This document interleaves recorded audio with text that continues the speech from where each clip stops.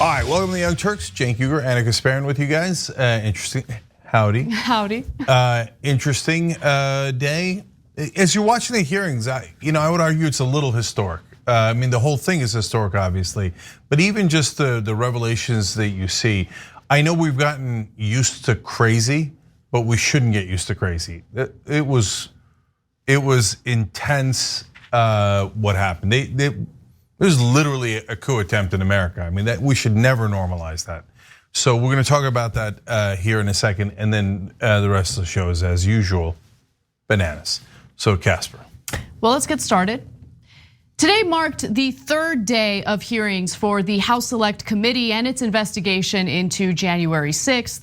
The hearing mostly focused on two main themes. In this case, John Eastman, Donald Trump's lawyer, and his bogus political theories to essentially overturn the results of the election or pave the way for Vice President Mike Pence to unilaterally decide to hand the election over to Donald Trump. And then the other part was Trump's pressure campaign toward Vice President Mike Pence and how that led to violence toward Pence, incitements of violence toward Pence. And we'll get to that in just a bit. But before we do, let's focus on the John Eastman portion of it, where they basically made a case, a fascinating case, that John Eastman himself was aware that his own political theory, which was that they could use an alternate, bogus, fake slate of electors. He knew that that was not something that was protected under the Constitution or something that they could do. And I want to start off with a video featuring White House lawyer and Better Call Saul lookalike Howard Hamlin lookalike Eric Hirschman. I think he's kind of been a little bit of a star within these hearings because of how blunt he is in his communications. But here he is making the point about what everyone around John Eastman was telling John Eastman about his political theory. Let's watch. I said to him, hold on a second, I want to understand what you're saying. You're saying that you believe the vice president, acting as president of the Senate, can be the sole decision maker as to, under your theory, who becomes the next president of the United States? And he said yes. I said, are you out of your effing mind? Right? And that was pretty blunt.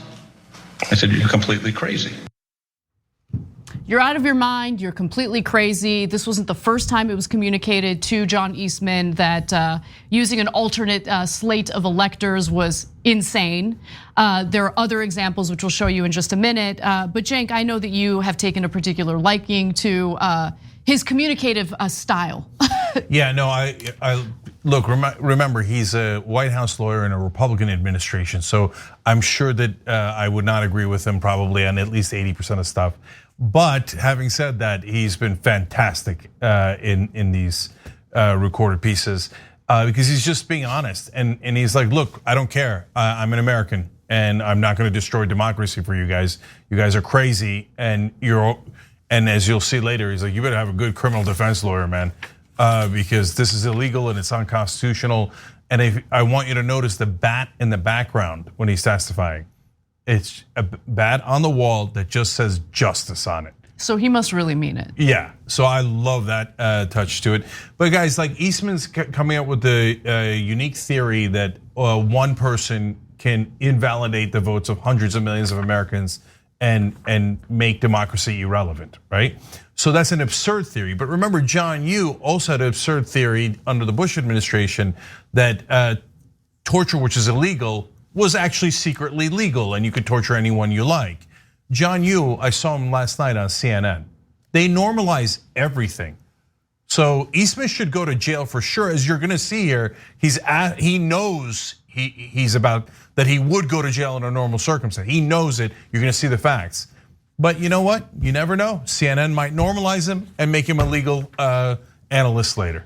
I honestly, I wouldn't put it past them. They've turned all sorts of unsavory, shady individuals within the Trump administration into contributors of theirs. Now, there are a lot of important and serious points to make. Cenk has already made some of them. I'm in a little bit of a lighter mood, unfortunately, I guess, considering the subject matter. But you see it too, right? He looks like the character from Better Call Saul. A little bit. I see that a little bit. I mainly saw during the hearings the frown ladies. The one lady in the background that had such a significant frown that there were lines in her face. When she smiled, it was still in the shape of a frown. So don't get me wrong. I notice everything. Okay. All right. I'm just saying. I mean, we've got evidence for you guys. You can judge for yourselves. So here's Howard Hamlin from Better Call Saul, lawyer, a literal lawyer who also has bleached blonde hair. Okay. And then here's the White House counsel. Just saying, just saying. You guys do what you will with that information, okay? Now let's move on. Email exchanges indicated that Eastman, in fact, knew that his theory was crazy. Let's take a look at that. Here, Dr. Eastman says the vice president can reject the Biden electors from the states that he calls, quote, disputed. Under several of the scenarios, the vice president could ultimately just declare Donald Trump the winner, regardless of the vote totals that had already been certified by the states. However, this was false, and Dr. Eastman knew it was false. In other words, it was a lie. In fact, on December 19th, 2020, just 4 days before Dr. Eastman sent this memo, Dr. Eastman himself admitted in an email that the fake electors had no legal weight. No legal weight. And the House Select Committee also did a fantastic job in demonstrating that Eastman did in fact know that this theory was bogus, that he would not like if this idea had been practiced by other administrations, but he said, nah, we should go through with it anyway. In fact, here's that moment from the hearing. John, back in 2000, you weren't jumping up and saying Al Gore had this authority to do that. You would not want Kamala Harris to be able to exercise that kind of authority in 2024 when I hope Republicans will win the election, and I know you hope that too, John. And he said, absolutely. Al Gore did not have a basis to do it in 2000. Kamala Harris shouldn't be able to do it in 2024, but I think you should do it today. I think you should do it today. No, I mean, I wouldn't want Kamala Harris to do it. But look, that point, let me just note, that point is kind of moot, right? Because that's what would happen in the future. But had the Trump administration, had Pence gone through with what Trump wanted, look, it was a power grab. And the idea was, let's just try it. And if it works, like all the other, terrible, questionable, unconstitutional things that Trump has done and has not been in any way held accountable for, well, then we're in power. And if they're in power, they could be in power indefinitely. It's a power grab with no consequences paid at all for that power grab, right? So Kamala Harris would never even get the opportunity to do something like that. Yeah, so there's 2 points on Kamala Harris. One is the one that I honestly have been making for a year and a half on the shows you guys have seen. I'm like, why don't they just say, if their theory is true, Kamala Harris can decide the next election unilaterally. You don't even have to bother voting. The vice president decides every election, according to John Eastman and Donald Trump. Donald Trump is patient zero who pushed this theory and demanded that Pence do this wildly illegal and unconstitutional thing. And so finally they said it a year and a half into it. And when it was so cathartic when they mentioned Kamala Harris, and we should be asking Republicans, is that what you want? Because if you think Trump's theory was right, Kamala Harris decides the next election. So which one is it? Which one is it? Is Trump full of crap? Is what he did illegal? Or can Kamala Harris decide the next election by herself? And Anna's absolutely right about the second point, which is that Eastman didn't think there was going to be a next election. Exactly. He's like, just do it now. Not only won't we have Kamala Harris as vice president, if we just grab power, we'll never have to worry about another Kamala Harris. Because then we just killed all elections.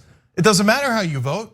We will be in charge in perpetuity because the vice president goes out every time and goes, no, we won. No, we won, right?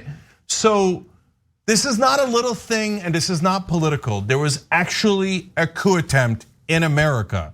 You're living in what history books are going to talk about. And what is amazing about it is, right after, and the historians will be shocked, they're not gonna be able to believe it. Right after the coup attempt, everyone started debating it like it was 50-50. Yeah, that's right. That's right. That's a really good point. And look, I think your analysis on this is right on the money. And what's even more terrifying about it is that our line of defense were all of these right-wing ideologues surrounding Donald Trump.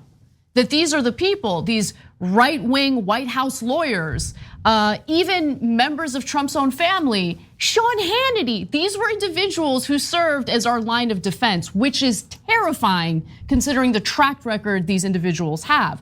Now, one other thing that stood out to me about the hearing was the fact that all these people surrounding Donald Trump, surrounding John Eastman, privately knew the political strategy was bogus, was not in any way protected by the Constitution, but publicly they said something very different. In fact, Jason Miller himself admitted that during his testimony during this investigation. Another individual was actually Rudy Giuliani. He knew the fake elector theory was BS, but he promoted it on January 6th during his speech. Let's watch. Morning of January 6th, I think he called me out of the blue, right? And I was like getting dressed. And we had an intellectual discussion about Eastman's, I don't know if it's Eastman's theory per se, but the VP's role. And he was asking me my view and analysis and then the practical implications of it. And when we finished, he said, like, I believe that, you're probably right. Of course, the fact that Mayor Giuliani seemed to admit that the theory was wrong did not stop him from going before the crowd just a few hours later on January 6th and saying the exact opposite. Here's Mayor Giuliani's speech at the Ellipse rally on January 6th. Every single thing that has been outlined as the plan for today is perfectly legal.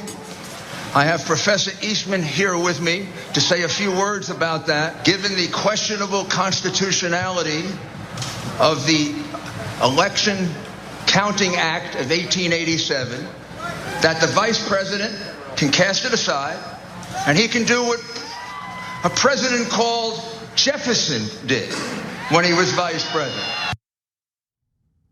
So again, privately, Giuliani acknowledged that what Eastman was saying was bogus. Publicly, he obviously publicized it, he promoted it, and this is what's really important. That speech was on January 6th. That is communicating to the crowd that what they're about to engage in is totally fine. They're protecting constitutional rights here. Yeah. So first of all, of course, Thomas Jefferson never did that. It was a total lie. They explained that in the hearings. Second of all, there's another guy, Jason Miller, that Anna referred to, that did the same exact thing as Giuliani in private. And in fact, in his testimony, when he's talking to the lawyers, and he's got that mask on, he tells them, "Oh, we knew that our strategy was nutty." That's a quote, and like that people were calling it nutty, and that it was crazy. So he knows. And then you see him on Fox News, and he's like, "Oh, we got to do this," and the vice president has the authority, and no, they're going for the steal. Right, and so they had decided a core group. Remember, there was Team Normal, his campaign manager, the White House lawyers, etc., that are going, "Oh, you guys are nuts. The 12th Amendment does not say any of the things that you guys claim it says. It says all you're supposed to do is count the certified votes from the elections. You guys are totally making this up. And by the way, there's no fraud in the elections at all. We checked all of your kooky evidence. There's no there's nothing, okay? But there's a core group of Team Cuckoo, Jason Miller, Rudy Giuliani, John Eastman, a guy named Cheesebro. He just came out of nowhere. It's like Wayne Grove from Heat. Like they just have like the strangest cast of characters. Anyways, Team Cuckoo is like, "Oh yeah, we all know we're crazy and we all know it's a lie, but let's just go out there and say it anyway and let's end democracy, be done with it, we'll be in charge forever." So look, one last thing, John Eastman, how do we know that he knew? He asked for a pardon right afterwards. Yes. So that was part of the testimony that was given by the White House counsel, Eric Hirschman. He said that on January 7th, he received a call from John Eastman. And in that call, John Eastman essentially asked for advice. That's when Eric Hirschman told him, "You better get a good effing criminal defense attorney. You're in a lot of trouble." I'm paraphrasing, but that's essentially what he testified he told Eastman. And then Eastman asked whether he could get on the pardon list. I mean, again, it reminds you of Breaking Bad. You don't need a criminal lawyer, you need a criminal lawyer, okay? And that's what John Eastman was in the first place. Now, here's a second giant piece of evidence. So when he was asked to testify here in front of the lawyers, like you see in all the tapes they're playing, John Eastman pled the fifth 100 times. That's right. You know what the Fifth Amendment is? Saying I have a right not to incriminate myself. So he knows he's guilty. He's saying, oh, I know, if I told you, if I was honest with you, I would obviously incriminate myself because we did it. That's why I asked for the pardon, because I knew it was a crime. That is what his actions are screaming clearly and loudly. And still, by the way, you see all those Republican experts, almost everybody they're talking to is Republican. Part of it is to give you a sense, this is not a partisan witch hunt or any nonsense like that. There's actual Republicans who care, but mainly they're trying to convince Republican voters, you're not supposed to kill democracy. You're not supposed to do a violent coup in America. You're supposed to, when you lose an election, you're supposed to go, sad day, we'll get him next time. And you're supposed to do an orderly transition. That same Hirschman made Eastman say the day after, say the words orderly transition, say it. And he wouldn't let him off the phone until he said, okay, we'll do an orderly transition. And then Hirschman hung up on him. Justice. There you go. All right, look, we got to take a quick break, but we're not done with the hearing yet. There's the other element that I want to focus on, namely the threats that Donald Trump had lodged against Vice President Mike Pence and how Ivanka Trump reacted to those conversations. We've got that and more coming right up.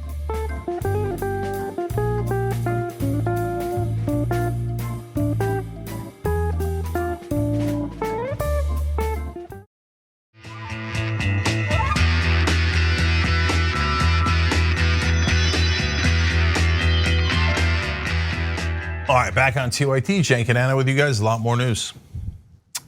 All right.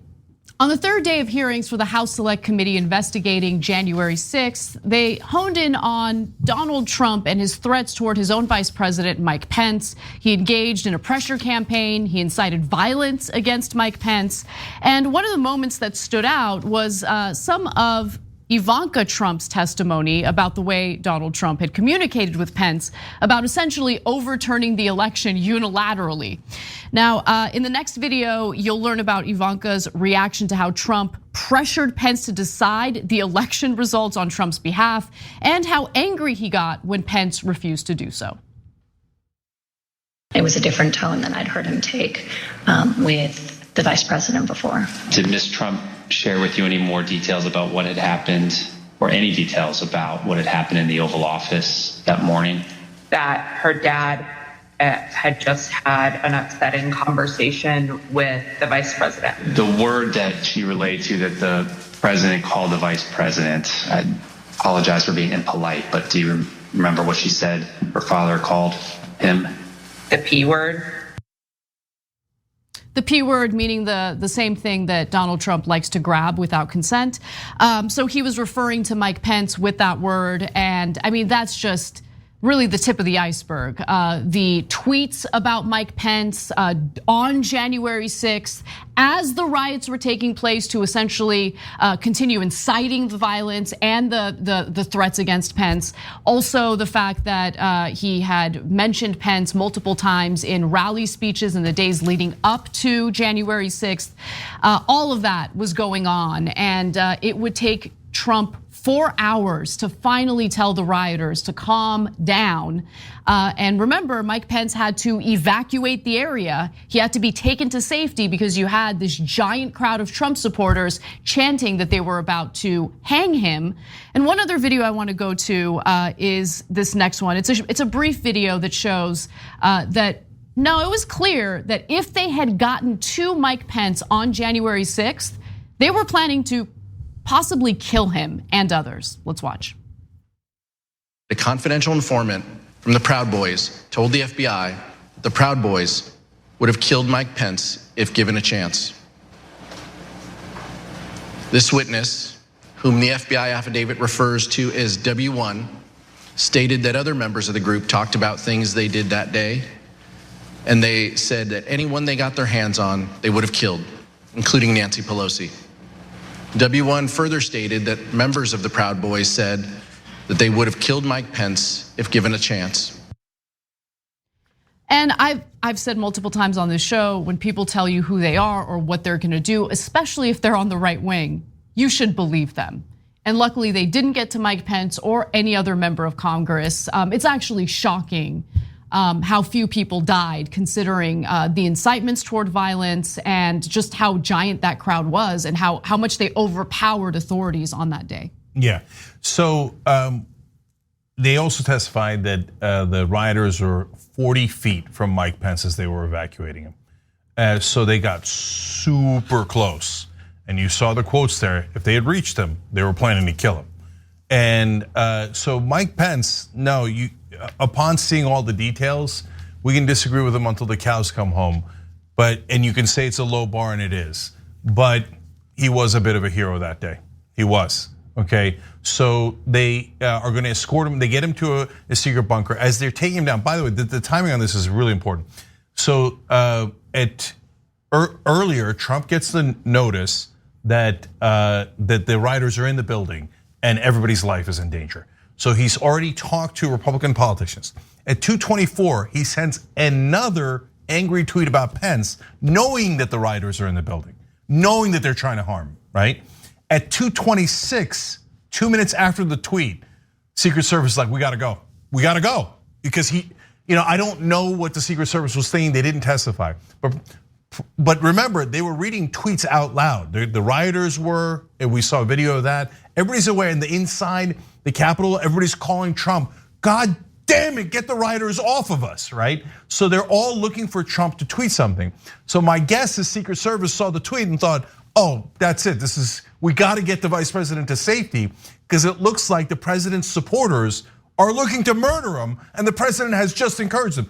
Hey, Republicans, do you understand why we say it's fascist? It's not just a rhetorical flourish. We're not just saying it to attack you guys. Look, Pence met with Trump and reiterated that day, sorry, this theory makes no sense. I'm not gonna do it. I cannot overrule the American people. I'm not gonna end democracy today, right? And he said at one point, one person can't decide the election. And Trump said to him, but wouldn't it be cool if they could? He literally used the word cool. Yeah, that's a quote. Come on, Republicans. What is wrong with you? What is wrong with you? And then when Pence said, no, it wouldn't be cool. No, I'm not gonna do that. He said, Mike, if you do this, you won't be my friend anymore. He said that. I know, it's a quote, okay? I won't be your friend anymore if you don't dismantle democracy single-handedly on my behalf. But there's two possibilities there, Anna. One is he's a child. Oh, wouldn't it be cool if we were fascist dictators? Okay, and but they won't be your friend anymore. I think about and go home. The other possibility is more like a mob boss. This is, but wouldn't it be cool if one person could overturn the election? And now, Mike, you got to understand, if you go out of this room and you don't do what I tell you, we're not going to be friends anymore. Yeah, and like a mob boss, I mean, he targeted him with violence, incited violence toward him, and as he was in an incredibly vulnerable state, continued to incite violence toward him. So look, we've talked about what the point of these hearings are. I know that there are still people who are skeptical, mostly because we've all been conditioned at this point to never expect anything to come out of any hearing, regardless of how persuasive the hearing might be. But really, the ball is in Merrick Garland's court. And if there isn't any real consequence for John Eastman, for Donald Trump, for the very people, the people at the top who incited the violence and attempted to overturn the results of a democratic process, well then, we understand that this kind of attempt could happen again in the future. There are consequences for the American people when people in positions of power are not held accountable with actual criminal consequences.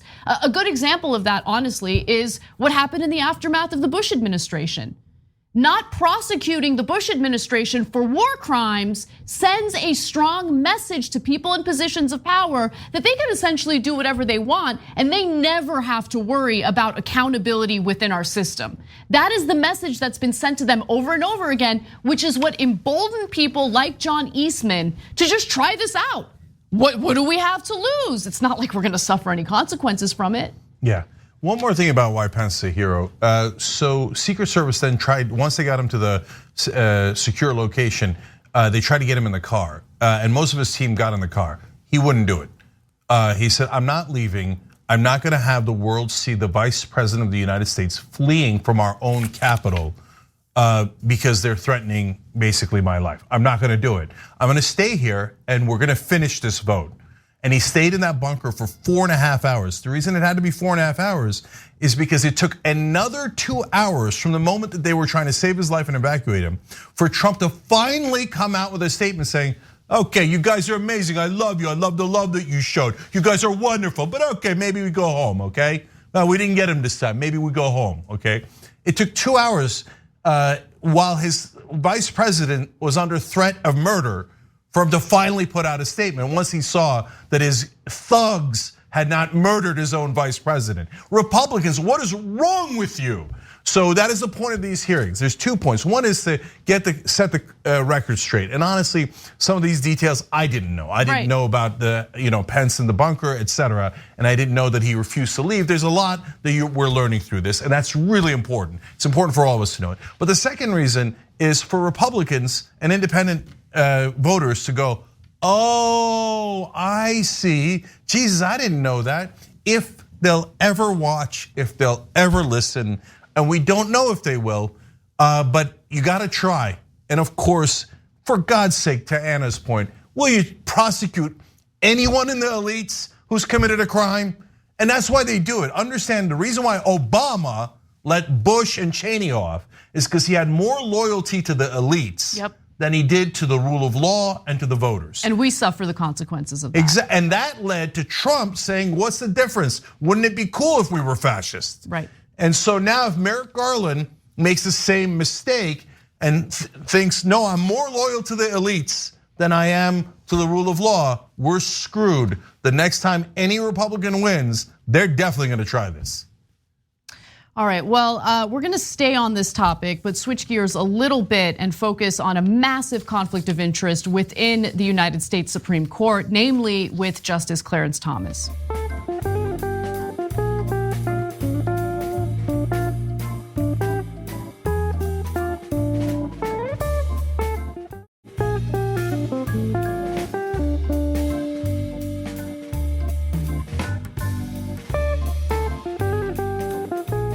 Supreme Court Justice Clarence Thomas's wife, Ginny Thomas, was far more involved in efforts to overturn the results of the 2020 presidential election than previously thought. And now, finally, the House Select Committee investigating the riots that transpired on January 6th are reconsidering their decision to include her in their investigation. Previously, they were leaning against it. Now, with some new emails they've obtained, they're reconsidering that previous decision. Now, they've obtained email correspondences between Ginny Thomas and lawyer John Eastman, who of course played a key role in efforts to pressure Vice President Mike Pence to block the certification of Joe Biden's victory. Now, last week, a federal judge ordered Eastman to turn over more than 100 documents to the committee. Eastman had tried to block the release of those and other documents by arguing that they were privileged communications and therefore should be protected. But considering the outcome and the ruling, the judge wasn't buying that argument and ordered the release of those 100 documents. Now, apparently in those documents, there are exchanges between Ginny Thomas and Eastman, and based on individuals with knowledge of those exchanges, it doesn't look good for Ginny Thomas, and she absolutely should be part of this investigation. Now, there are other things that we do know. For instance, earlier this year, US District Judge David O. Carter ordered Eastman to release numerous documents to the committee. So this isn't the first time that documents have been ordered to be released to the committee. He also rejected the privilege claims that Eastman had used. And in April and May, Eastman turned over more than 1,000 documents to the committee. And again, now the committee is thinking, maybe we need to look into Ginny Thomas's role here. And also, maybe someone like Supreme Court Justice Clarence Thomas should be recused from making any decision in regard to what transpired on January 6th. Now, here's what we also know about Ginny Thomas based on previous reporting. In the weeks after 2020, the 2020 election, Ginny Thomas repeatedly pressed Mark Meadows, the White House chief of staff, to overturn the outcome, according to text messages obtained by the Post and CBS News. After January 6th, she told Meadows in a text that she was, quote, disgusted with Pence, who had refused to help block the certification of Biden's Electoral College victory. She wrote, quote, "We are living through what feels like the end of America," end quote.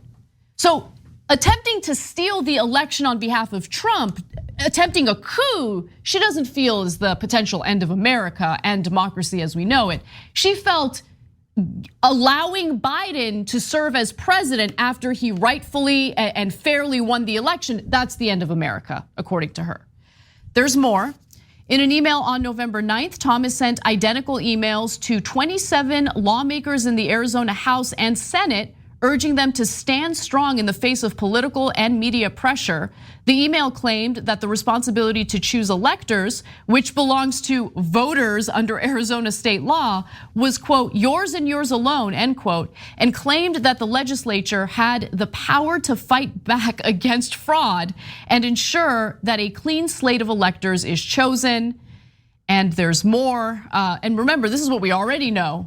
There's still more that we're about to find out based on the latest emails that were obtained by the Select Committee. On December 13th, the day before presidential electors were scheduled to cast their votes and seal Biden's victory, Thomas emailed 21 of those lawmakers plus 2 others. Again, this is in Arizona. Before you choose your state's electors, consider what will happen to the nation we all love if you don't stand up and lead, the email said. It linked to a video of a man urging swing state lawmakers to put things right and not give in to cowardice. And this is a huge problem, as you've stated before, Cenk, because Clarence Thomas has already voted, ruled in a decision pertaining to the riots and the attempts to steal the election on behalf of Donald Trump. In January, the Supreme Court rejected a request by Trump to block the release of his White House records to the House committee investigating January 6th. But guess what? Unsurprisingly, Clarence Thomas was the only justice to dissent, siding with Trump. Yeah, so there's one clear issue here. First on Ginny Thomas, look, I think she's legitimately crazy. I think she's bonkers. Like if you asked her, is the sky blue? I'm not sure you're gonna get a clear answer. I think a lot of these right wingers literally should be in insane asylums. I'm not at all kidding, okay? So she believes fantastical things that aren't even anywhere near true. She's totally detached from reality. So Anna, that's a weird defense of her. So does she know that she was trying to end democracy? I don't know that. I mean, she might have thought the dinosaurs were gonna come back and eat democracy. She's cuckoo for cocoa. They're all nuts, including Clarence Thomas. Totally, utterly nuts, okay? So they live in an alternate reality where Donald Trump telling Mike Pence, hey, maybe one man should decide the elections and not the voters, is more democratic, not less democratic. How do you talk to someone who's not attached to reality, who doesn't understand words and language and logic? So, I mean, to that point, how do they even view America? She thinks it's the end of America as we know it. We view America as a democracy based on the rule of law and the Constitution, etc. But I think that a lot of people in Ginny Thomas's position view America as we're in charge. Totally. We are America. And if we are not in charge anymore, then it isn't America. So in their mind, that is not inconsistent. So now to the point of the story. Obviously, Clarence Thomas has to recuse himself from all of these decisions. It's not anywhere near close. Your wife is conspiring with the people being accused of pulling off this coup attempt. She's having text messages with Mark Meadows, who's at the very core of the attempt. She sent emails to John Eastman, who devised the plan for the coup. I mean, it's not anywhere near close. Remove politics from it. Imagine if it was a murder case or any other case. Your wife is accused of sending emails to the defendants. Of course you can't judge that case. Look, if they're not, it's not just about Clarence Thomas. I get it. He doesn't care. He's a fascist. He would love for Trump to take over and end all of democracy. But it's on John Roberts, and if there's any honest Supreme Court justices left, to say, no, I don't give a goddamn what you think, Clarence. You're not on these cases. It's not close. You recuse yourself or we remove you, period. We're gonna take a brief break. When we come back, we'll get some pretty eerie and terrifying videos featuring people like Steve Bannon and Charlie Kirk essentially bragging about what they're carrying out and how Republicans will be in power for hundreds of years. We've got that story and more coming right up.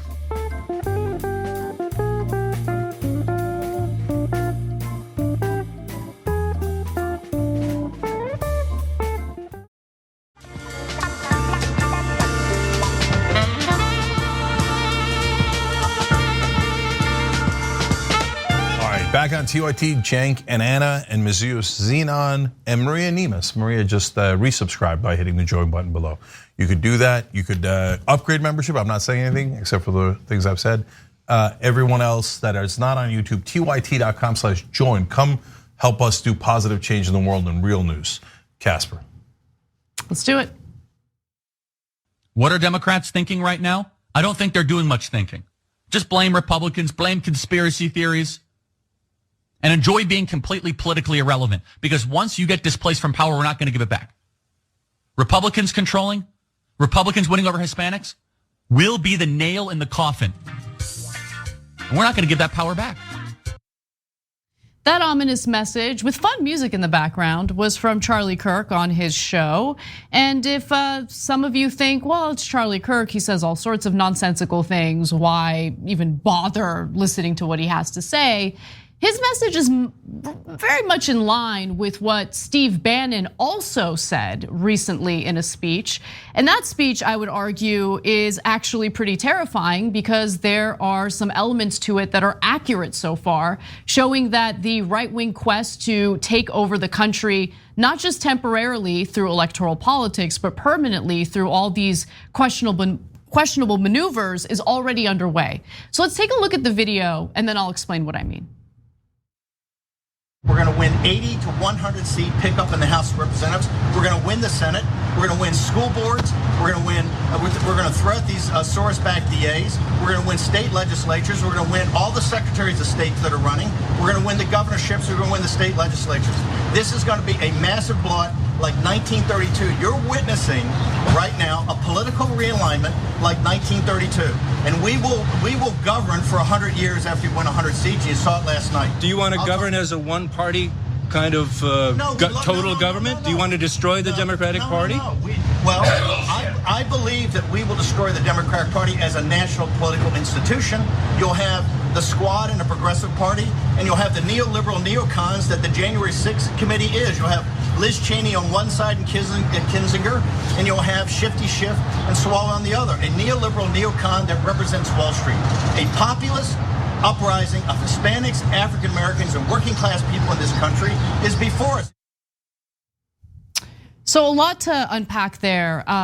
What I found particularly scary was that kernel of truth where he points to a political party that includes the Nancy Pelosi's and the Adam Kinzingers, because we're already experiencing that, keep it real.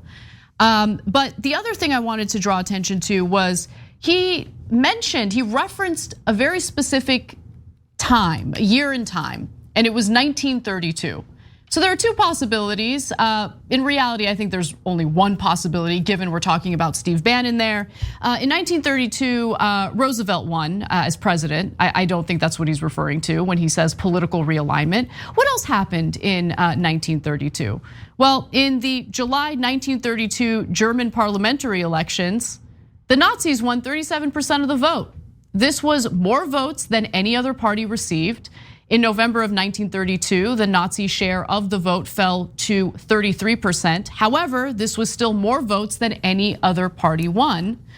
And the Nazi Party's electoral success made it difficult to govern Germany without them. Hitler and the Nazis refused to work with other political parties. German President Paul von Hindenburg gave in and appointed Hitler as Chancellor of Germany on January 30th of 1933. And they planned to never give power back and have a 1,000-year reign. So the 100-year reign reference is an interesting one.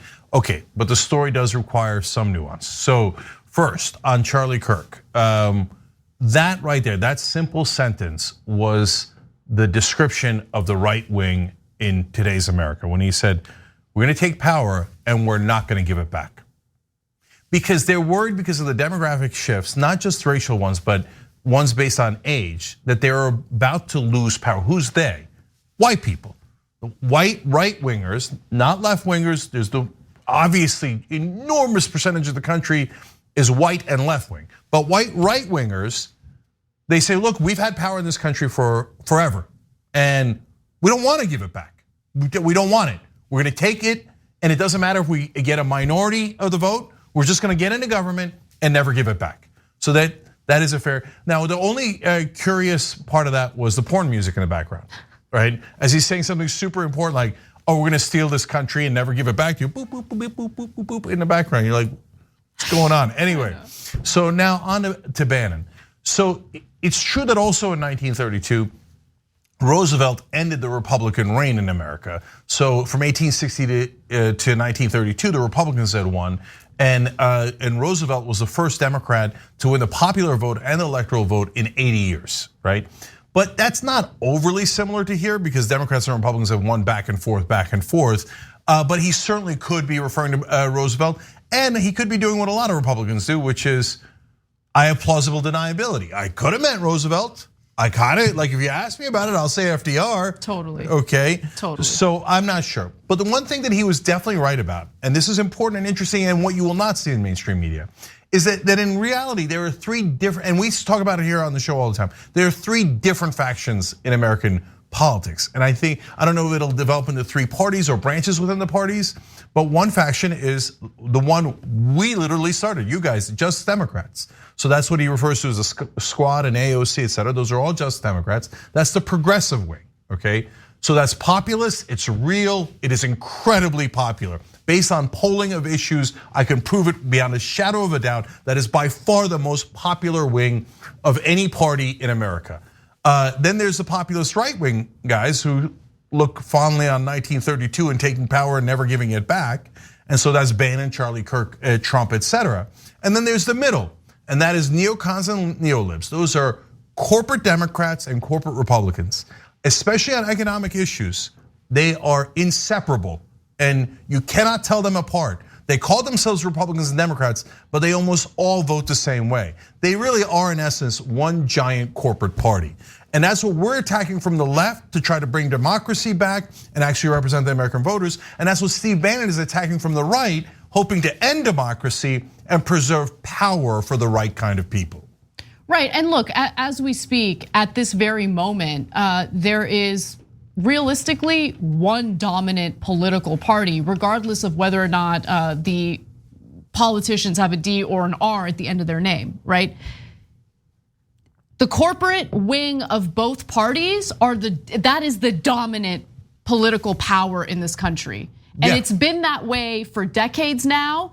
Americans have experienced a significant decline in their quality of life since the 1970s as a result of that neoliberal policy that is in fact shared and favored by both corporate Democrats and corporate Republicans. Again, put them together, that's the dominant political party in this country.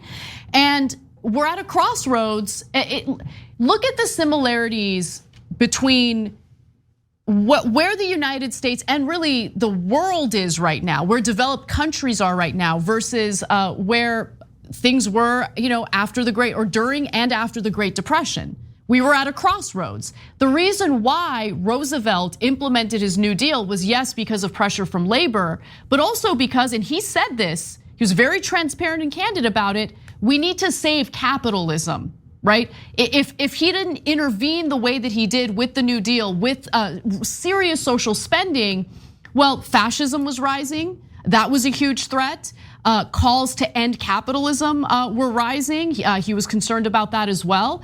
And I'm concerned that we don't have an FDR type leader to pull us out of the possibility of just devolving into a fascist state.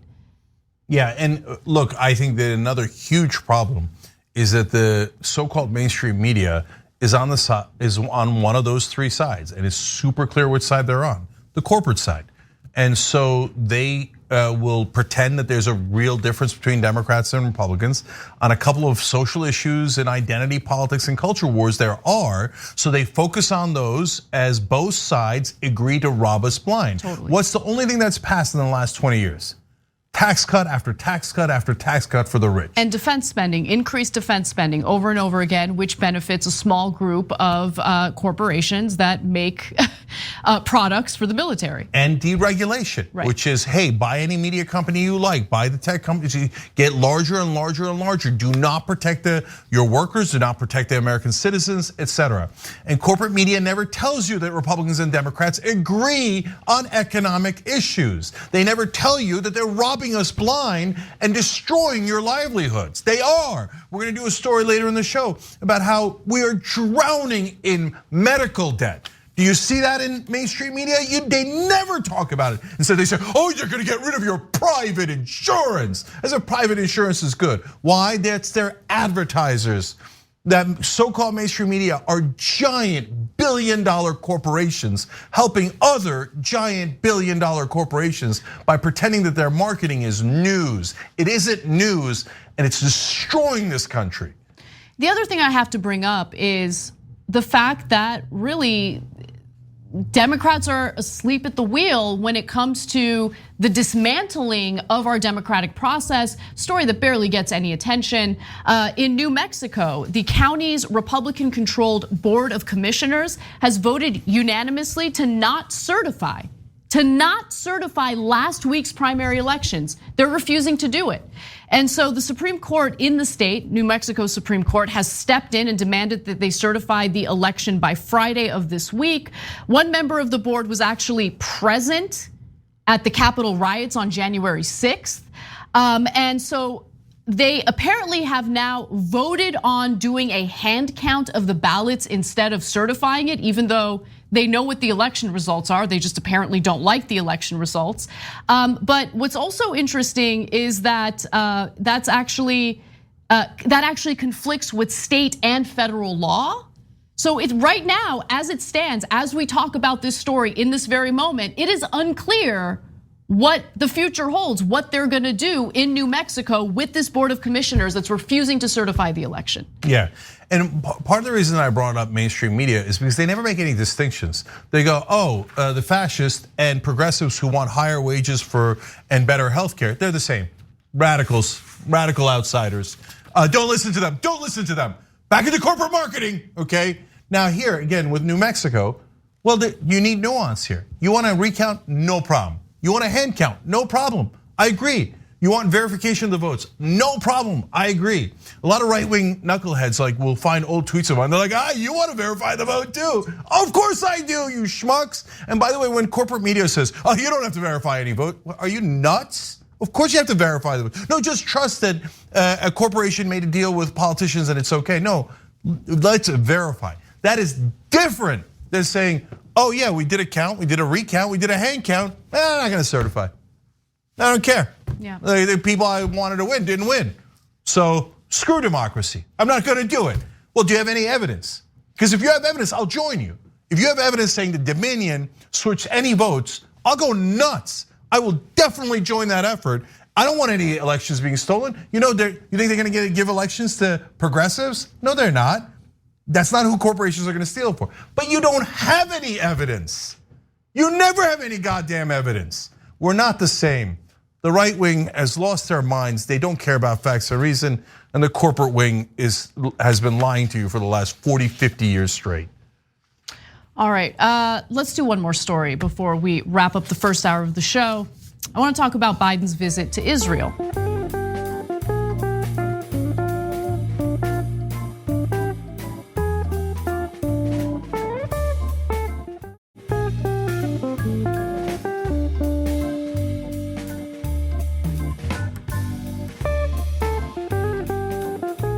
In a surprising move, the United States has asked Israel to dial back its brutal treatment of Palestinians.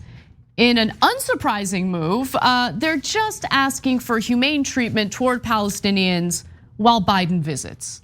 After that, Israel can go back to brutalizing Palestinians.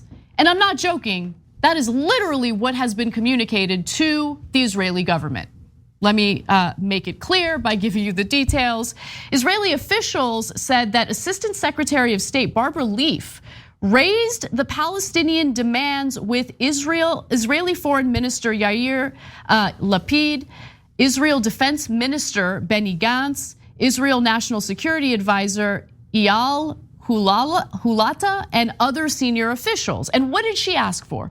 Well, she sent them a memo, a letter, that made it clear that look, you guys need to stop brutalizing the Palestinians because it's gonna make the Biden visit, really uncomfortable for him. And he really doesn't want that. Leaf asked Israel to halt actions like home demolitions, evictions of Palestinians, and decisions on settlement building, as well as decrease Israeli military operations in the West Bank until after Biden's visit, the officials said. So these are Israeli officials who actually spoke to Axios about the communications that were made. And what's amazing is one Israeli official told Axios, quote, "The Biden administration doesn't want us to create any crisis in the West Bank. They want quiet and calm for Biden's visit." And so what was the response from Israeli officials? We'll try, but no can do.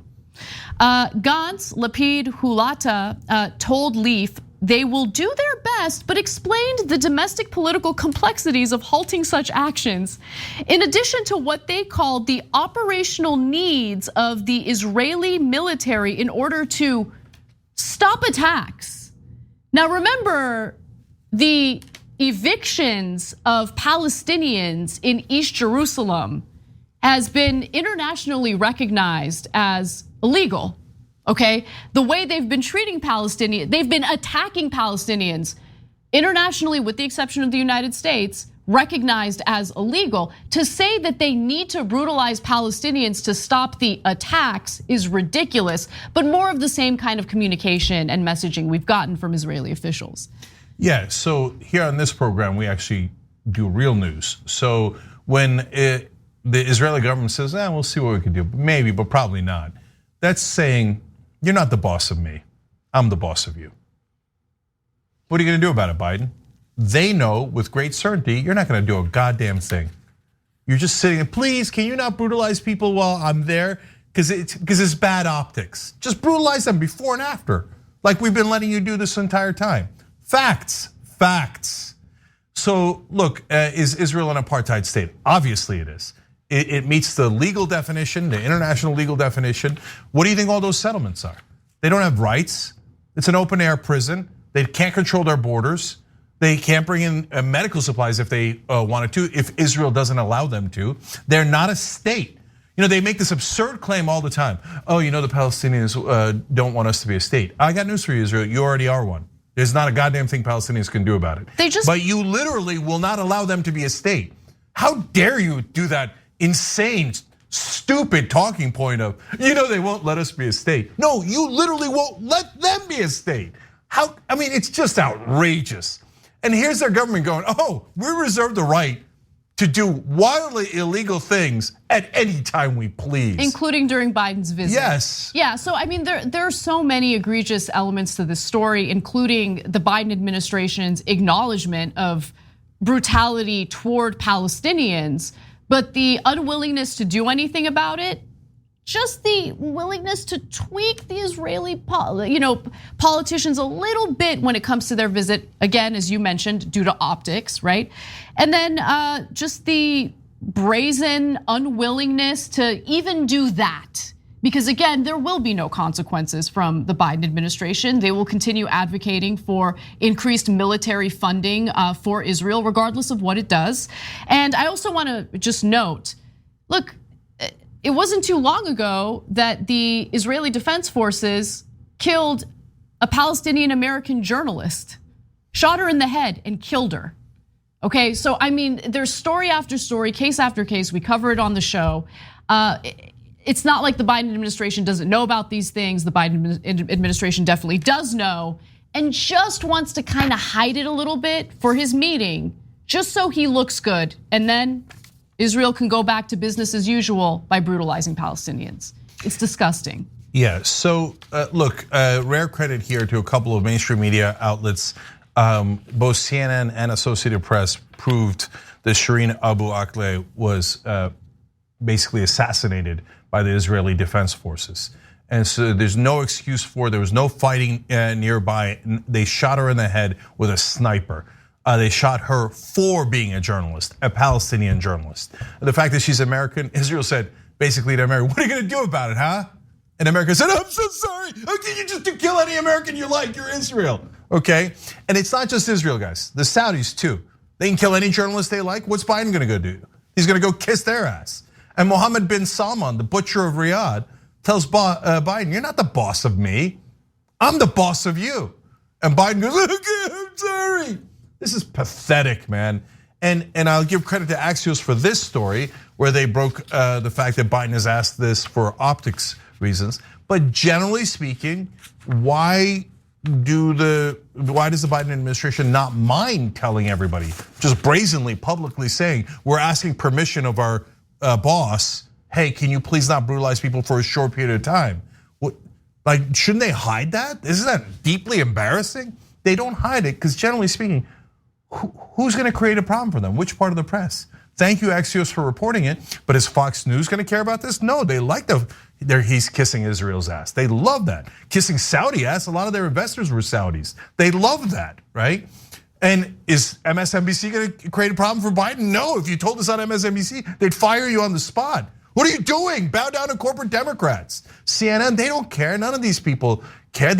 My point is they're not gonna stay on the story. That's why Biden administration is brazen about it. Yeah, we're pathetic. It doesn't matter. Nobody's gonna find out. But again, thank you to Axios and the other two outlets for actually covering real news on the things that matter. All right, well, a third of Americans are struggling with medical debt, and we've got that story and more coming up in the second hour of the show, and I promise we will lighten things up a little bit, so stick around, we'll be right back.